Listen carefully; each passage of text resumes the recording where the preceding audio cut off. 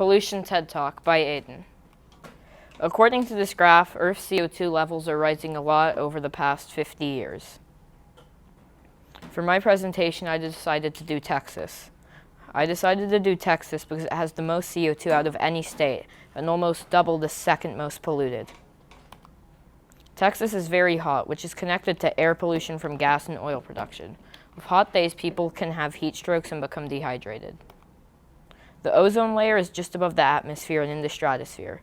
The purpose of the ozone layer is to act like a greenhouse, to let warm air in but keep it there. To keep the temperatures moderate in the atmosphere, but as the industry and mining of fossil fuels and greenhouse gases will destroy the ozone layer, causing the world to get too warm. Greenhouse gases absorb escaping heat and re-radiate it to the Earth. This is what Earth would look like if CO2 emissions were visible.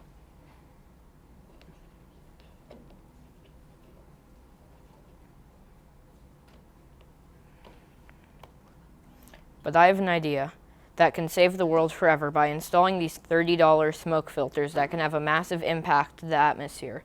They can be stuck to cars, factories, and even chimneys. This is what the CO2 exhaust filter would do. The dirty air with CO2 is coming in here, then all the CO2 particles are being stuck here while clean air filters out here and then leaves through that tube, putting it back into the environment clean.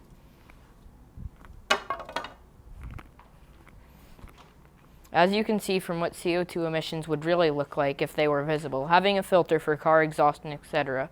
would probably be very good for the environment. The end.